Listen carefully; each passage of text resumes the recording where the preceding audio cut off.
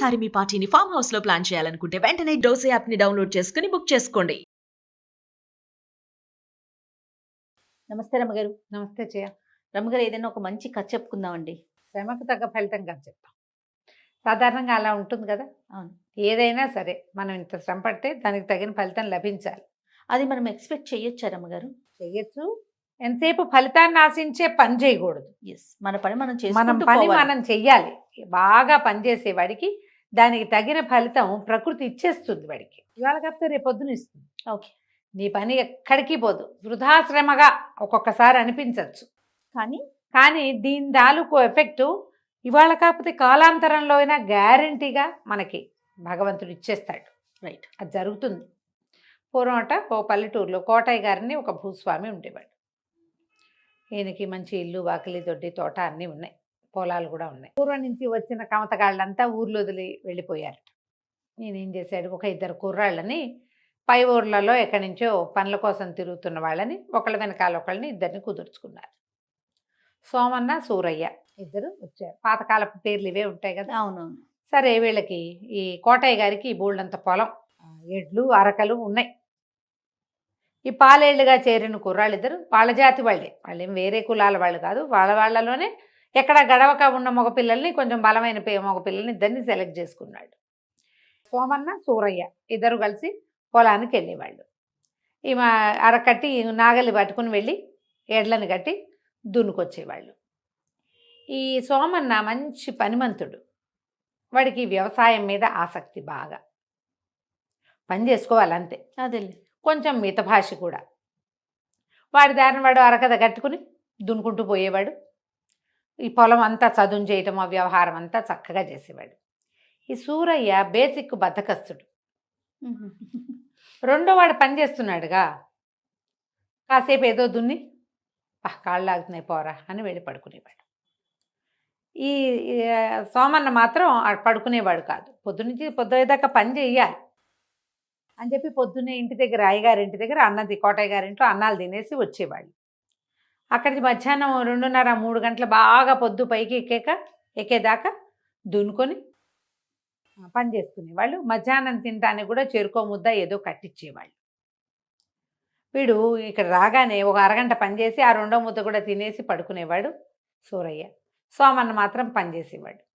సాయంకాలం ఇంటికి వెళ్ళేటప్పుడు ఏం చేసేవాళ్ళు, 2 గొడ్లని తోలుకెళ్ళేవాళ్ళు కదా, ఎడ్లని. సోమన్న ఏమనుకునేవాడంటే, ఇంత అలసిపోయి ఉన్నాయి గొడ్లు, ఇంటి దాకా వెళ్ళటం ఎందుకని వాటిని చెరువులో దింపి శుభ్రంగా కడిగేసి తను కూడా చొక్కా విప్పి అక్కడ పెట్టి, ఒంటి మీద పడిన బురద మరకలు, మరి బురదలో కదా అరకలు దున్నటం అంటే పొడిమట్టి కాదు కదా, కొంచెం బురదగా ఉంటుంది. శుభ్రంగా స్నానం చేసేసి మొహం కడుక్కుని చక్కగా నీట్గా చేతులు అవి తుడిచేసుకుని గట్టెక్కి ఎడ్లను తోలుకొచ్చేవాడు. ఈ రెండో వాడు ఉన్నాడు కదా బద్ధకస్తుడు, ఈ సూరయ్య అనేవాడు. వాడికి ఏం పని లేదు. వాడు ఎడ్లు పెద్దగా మురికయ్యేవి కాదు, అరక మురికయ్యేది కాదు. ఎడ్లను దింపేవాడు. తను మాత్రం ఆ గట్టు మీద ఉన్న బురద కొంచెం చేతుల మీద అట్లా పూసుకునేవాడు. కాళ్ళకి బురద ఉండేది. ఇంటికి వచ్చేసేవాడు. కోటయ్య గారు దూరం నుంచి చూసి చకచక యాక్టివ్గా ఎడ్లను తోలుకుని శుభ్రంగా వస్తున్న సోమన్నను చూసి, వీడేం పెద్ద పని పాట చేసినట్లేడు, పని చేసిన వాడు భుజాలు వేలాడేసుకుని రావద్దా, అసలు పొద్దునుంచి పని చేశాడు, వీడు ఇంత స్పీడ్గా వస్తున్నాడు. వాడు ఏం చేసేవాడు, చెరులో దిగేసి శుభ్రంగా ఎడ్లని కాసేపు నీటిలో ఉంచితే అవి హాయిగా నీళ్ళు రిలాక్స్ అయిపోయేవి. అవి చెంగమని వచ్చేసేవి. ఇతను కూడా నీటి దగ్గర దిగి మంచినీళ్ళు తాగి నీళ్ళలో దిగి మెడలోతు దిగి నీళ్ళు స్నానం చేస్తే యాక్టివ్గా అవడు మరి అయిపోయేవాడు. ఈ రెండో వాడు ఎడ్లేమో పని అలవాట్లేదు, తాపీగా నడుచుకుంటూ వచ్చేవి, పనేం చేయలే అవి. తర్వాత ఏమో వీడి గొంటు మీద ఏమో బురద ఉండేది. వాడు కాళ్ళు ఈడ్చుకుంటూ చాలా కష్టపడ్డాను అన్న సినిమా ఇచ్చేవాడు. సినిమాలే ఇస్తారు, పని చేయని వాళ్ళంతా సినిమాలే ఇస్తారు. ఈయన దూరం నుంచి చూసి అయ్య బాబు వీడు బాగా పనిచేశాడని అన్నాలు పెట్టించేవాడు. ఈ సూరయ్యకి ఇంకొక ముద్ద ఎక్కువ. అసలు చేసేవాడు వీడు, చేసేవాడికి సామాన్యంగా పెట్టించి రెండో వాడికి ఎక్కువ పెట్టించేవాడు. వాడు మాట్లాడేవాడు కాదు, వీడు శుభ్రంగా తినేసేవాడు. అబ్బాయి మితభాషి కదా, సోమన్న అన్నవాడు మితభాషి. పెట్టింది తిని ఊరుకునేవాడు. పొద్దున సుష్టుగానే పెట్టేది అమ్మగారు, సాయంకాలం అయ్యగారి దగ్గరుండి పెట్టించేవాడు. అక్కడి నుంచి ఈ పెరిగేసుకోబోయి ఇవ మామిడి పండు మొక్కేసుకోబోయి అని ఈ పనికి మాలిన వాడికి బాగా పెట్టించేవాడు. 10 రోజులు 15 రోజులు 20 రోజులు గడిచినాయి. ఈ కోటయ్య గారికి ఒక కూతురు ఉండేది, పిల్ల కమల దాని పేరు. పిల్ల మంచి తెలివి కలది. అది ఏమనిపించేది, వాడికి వీడికి తిండిలో ఏదో తేడా ఉంది. ఈ మగపిల్లలిద్దరికి కూర్చొని కుర్రాళ్ళిద్దరికి తక్కువ తిండి, వాడు ఆవురావురమంటున్నట్టు ఉండేవాడు. వీళ్ళిద్దరూ కలిసి వెళ్ళారు, దగ్గర వయసు వాళ్ళు. ఇద్దరు ఒకే పని చేసి వచ్చారు. ఒకడు ఎక్కసంగా తింటున్నాడు, ఒకడికి చాలటం లేదు. వీడికి ఎందుకు చాలటం లేదు, వాడు ఎందుకు ఎక్కసవుతుంది, వాడు 3 పూట్లా తినేసరికల్లా పని లేదుగా. వాడు కడుపులో నొప్పిగా ఉంది, మర్నాడు బతకిచ్చేవాడు, మందకొడిగా ఉండేవాడు, యాక్టివ్గాను ఉండేవాడు. అన్నం చాలలేదు వీడికి, ఈ సూరన్నగా అనిపించేది. ఒకనాడు ఏమనుకుంది, ఏదో చూడాలని వాళ్ళు పొలానికి వెళ్ళి పనిచేస్తున్నప్పుడు పక్కింటి స్నేహితురాలతోటి ముళ్ళగో 2 పువ్వులు కోసుకుందాం పద, చేలల్లో ఉన్నాయని ఇద్దరు పోయారు ఆడపిల్లలు. చూసేసరికల్లా ఏముంది, వీడేమో శుభ్రంగా సాగోరి మంచం చెట్టు కింద పడుకుని ఉన్నాడు. వాడి దారిని వాడు చేస్తున్నాడు. మధ్య మధ్యలో వాడే ఆ ఎద్దుల్ని కూడా వీడే అదిలిస్తున్నాడు. ఓహో, అతను చేయాల్సింది కూడా ఇతనే చేస్తా ఉన్నాడు. ఇంటికి వెళ్ళిపోయింది. అమ్మా ఇదేదో జరుగుతోంది అని. సాయంకాలం ఏం చేసింది, చెరువు దగ్గర ఆగింది. ఆ వస్తుంటే మీ పాలేళ్ళు చెరువులో దిగుతారని ఎవరో చెప్పారు. చెరువు దగ్గర ఆగితే ఈ చెరువు దగ్గర ఈ సోమన్న శుభ్రంగా ఎడ్లని బాగా కడగటము, వాడు కూడా మునకలేస్తూ ఈతలు కొడుతూ శారీరక శ్రమ అంతా తీరిపోయేలాగా నీళ్ళల్లో ఇదవ్వటము. ఈ రెండో వాడు గట్టు మించి బుర్ర తీసి మొహానికి చేతులకి పూసుకోవడం చూసేసింది.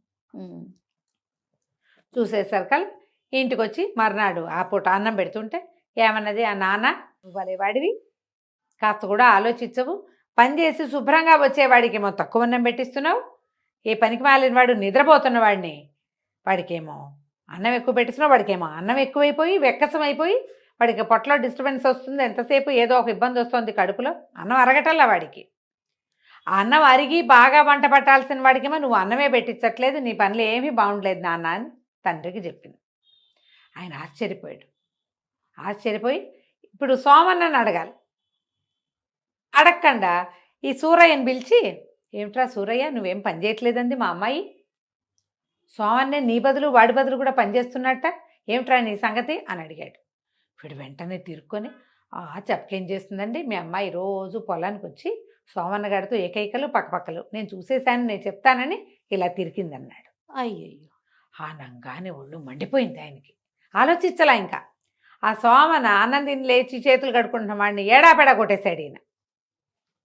బుద్ధి కలిగి ఉండాలి, నువ్వు పిచ్చి పిచ్చి వేషాలు వేసావా, మా ఇంట్లో పని చేయడానికి వచ్చావా, పిచ్చి వేషాలు వేయడానికి వచ్చాంటే వాడు ఏం పిచ్చి వేషం వేశాడో వాడికి తెలియదు. దెబ్బలు తిన్నాడు మాట్లాడకుండా, ఏదో కొడుతున్నాడు యజమాని. ఈ కూతుర్ని కాళ్ళు విరకొడతాను నువ్వు ఇంటి నుంచి బయట అడుగు పెట్టావంటే, ఏమిటి వాడితో సరసాలాడడానికి వెళ్తున్నావా నువ్వు అన్నాడు. పిల్ల నిర్ఘాంతపోయింది. నేను సరసాలాడని ఎవరు చెప్పారు నాన్నది, ఎవరు చెప్పడం ఏంటి, చూసిన వాళ్ళే చెప్పారనగానే ఈ పిల్లకి అర్థమైంది. ఓహో, తర్వాత అనిపించింది, అవును నేను వీడితో ఎందుకు సరసమాడకూడదు, వీడు చాలా బుద్ధిమంతుడు. చూస్తే బాగా చూసింది. అప్పటిదాకా అమ్మాయి దృష్టి లేదు, పని కుర్రాళ్ళు అనుకుంటుంది. వాడు చక్కగా ఒడ్డు పొడుగు తెల్లగా కోస్త గోధుమ రంగులో ఎండకి కాలిపోయిన చర్మంగా ఉంటుంది, నెత్తి నిండా జుట్టు, తలకాయ అటు ఇటు తిప్పి చూడ్డు, వాడి పని తప్ప కండలు తిరిగి ఉన్నాడు. వీడు బాగున్నాడు. ఇక వీడి మీద దృష్టి పెట్టడం మొదలుపెట్టింది పిల్ల. అయిందా, 2 రోజులు గడిచినాయి. గడిచేసరికల్లా వాడికి భోజనాలు అయిపోయి వెళ్ళిపోగానే ఈ పిల్ల ఏం చేస్తుంది, ఓ ఇంత పెరుగన్నం మీగడ పెరిగేసి అన్నం కలిపి పట్టుకెళ్ళి ఆ సోమన్నకి పెట్టడం మొదలుపెట్టి, మా నాన్నకు తెలియదురే, నా కోసం దెబ్బలు తిన్నావు, హాయిగా ఇది తిను, ఇంట్లో పండు ఫలం ఉంటే వాడికి అప్పచెప్తుంది, పళ్ళు పట్టుకెళ్తుంది, స్వీట్లు హాట్లో పట్టుకెళ్ళి ఇస్తుంది. అయితే తల్లి చూసింది, ఏమిటే వాడి వెనకాల తిరుగుతున్నాడు అంటే, ఎందుకు తిరకేమమ్మా, ఏమైంది, నేను ఏదో సరసాలు ఆడానంటున్నాడు నాన్న, అదేదో ఆడితేనే సరిపోతుంది, చూడు లక్షణంగా లేడు, ఇంతకంటే మంచి సంబంధం తెస్తావా నువ్వు, నాకు వీడే నచ్చాడని. ఈవిడ తెల్లపోయింది, ఇదేమిటి ఇట్లా తిరుక్కుంది అంటే కూతురు చెప్పింది, అసలు సూరన్న పనే చేయడు వాడు, ఆ సూరయ్య పని చేయడు, వాడు పడుకుంటున్నాడు, పనంతా ఇతనే చేస్తాడు. వీళ్ళు వచ్చాక మనకి తోటలు దొడ్లు శుభ్రపడ్డాయి, ఆవులు పాలు ఎక్కువ ఇస్తున్నాయి, ఇన్ని పనులు చేస్తాడు, మొత్తం పని అంతా ఒకడే చేస్తున్నాడు.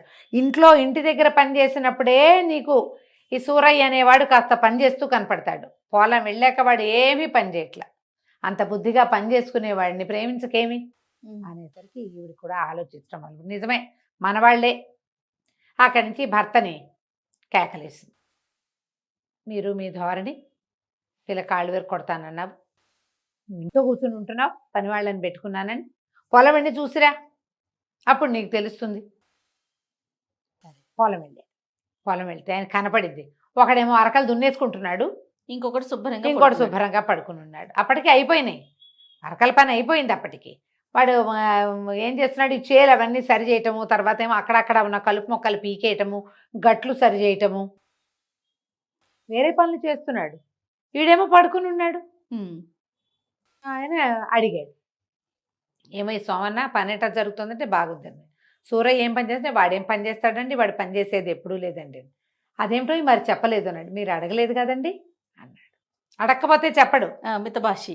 నా పని నేను చేసుకున్నాను, నమ్మి పంపించారు, పొలం పని అవ్వాలి, ఆడు పడుకుంటే పడుకున్నాడు, నా పని నేను చేశానండి అనేసరికల్లా సరే సరే అని అనుకుని ఈయన ఇంటికి వచ్చేసాడు.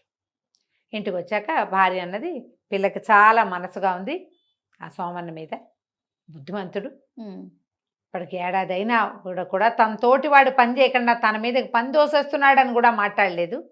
ఇంతకంటే మంచి పిల్లాడు ఎక్కడ దొరుకుతాడండి మనకి, పిల్లని బయట ఊళ్ళకి ఇవ్వలేము, శుభ్రంగా మన జాతి వాడు పెళ్లి చేసి ఇంట్లో పెట్టుకుందాం అనేసరికి సరే అనుకున్నాడు. సాయంకాలం ఇద్దరు కలిసి వచ్చారు. వచ్చాక ఈ కోటయ్య గారు అన్నాడు, ఏరా సూరయ్య, సోమన్నకి నెత్తికి ఒంటికి నూనె పెట్టి బాగా నలుగు పెట్టి స్నానం చేయించరా అన్నాడు. నేను ఎందుకు చేయాలండి అన్నాడు. పని చేస్తావా చితకొట్టమన్నావా అని అడిగాడు ఆయన.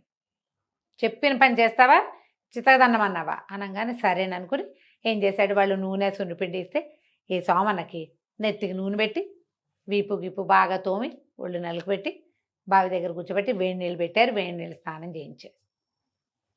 రెండో వాడు సహాయం చేస్తారు కదా స్నానాలకి, పల్లెటూళ్ళు అవి కనపడతాయి కదా. సరే భోజనానికి వెళ్ళాక నాతో పాటు వీడికి కూడా విస్తరయ్యి అని చెప్పి తన పక్కన సోమన్నని కూర్చోబెట్టుకున్నాడు. సూరయ్యకి ఎదురుగుండా విస్తరేసి కూర్చోబెట్టారు. అన్ని వెండి గిన్నెలతోటి పెడతారు కోటయ్య గారికి భోజనం. ఈసారి సోమన్న దగ్గర కూడా పెట్టారు. మాట్లాడలా, తింటున్నాడు. సూరయ్యకి మాత్రం ఆకులో వడ్డించారు. వాడు చూస్తున్నాడు, వీటి చుట్టూ గిన్నెలు ఉన్నాయి నాకు లేవు అని. గిన్నెలో మీగడ తెచ్చిపెట్టారు, ఓ గిన్నెలో వెన్న తెచ్చిపెట్టారు. తిన్నాడు. తిన్నాక అడిగాడు, అయ్యగారు ఏంటండి ఇంత తేడాగా చూపిస్తున్నారు, ఎప్పుడూ లేనిది. ఎప్పుడూ లేకపోవటం ఏమిట్రా, వీడు మా ఇంటల్లుడు, కాబోయే ఇంటల్లుడు, నువ్వేమో కమతగాడివి, ఉంటానంటే ఉండు లేకపోతే వెళ్ళిపో, ఇవాళ అన్నం పెడుతున్నా, నువ్వు కమతగాడిగా ఉంటాను ఆ పొలం పని నువ్వు చేస్తాను అంటే ఉండు లేకపోతే లేదు. అర్థమైపోయింది సూరయ్యకి ఏం జరిగింది అని. మర్నాడు మంచి రోజని పురోహితుడు వచ్చాడు, ముహూర్తం పెట్టాడు. ఈ సోమన్నకి కమలకి పెళ్లి చేసేశారు. సూరయ్యకి తెలిసింది, నేను కనుక సరిగ్గా ఉంటుంటే మా ఇద్దరిలో ఎవరికి ఇవ్వాలి అనిపించేది. ఇప్పుడు అసలు ప్రశ్నే లేదు. ఏ పని చేయకపోవటం వల్లే నాకేమీ లేదు, అన్నమైనా ముడుతోంది, ఆ అన్నానికి సరిపడా అయినా పని చేయాలని అక్కడి నుంచి బుద్ధి కలిగి చక్కగా పనిలోకి దిగాడు. ఈ కమతగాడుగా ఉన్న సోమన్న అల్లుడు గారయ్యి పై ఎత్తున ఉండి వ్యవసాయం చేయించుకుని మామగారు ఆస్తి 10 రెట్లు చేశాడు.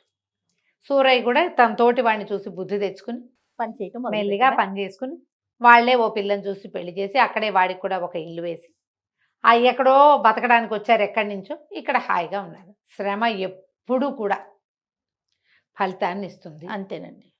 శ్రమ ఏవ జయితే కష్టే ఫలి అంటారు. ఖచ్చితంగా ఈ మహావాక్యాలన్నీ ఒట్టి ఉబుసుపోకకి చెప్పినవి కాదు. ఒళ్ళంచకుండా ఉండేవాళ్ళు సుఖపడినట్టుగా ప్రపంచంలో ఎక్కడా లేదు. ఒకవేళ ఉన్నా చాలా తాత్కాలికమే. పని చేయగలిగేవాడు ఎక్కడైనా పని చేసుకుంటాడు, హాయిగా ఏ పనైనా చేయగలుగుతాడు. ఆలోచించి ఈ కథని పిల్లలకి చెప్పండి తప్పకుండా అండి. నమస్తే. నమస్తే.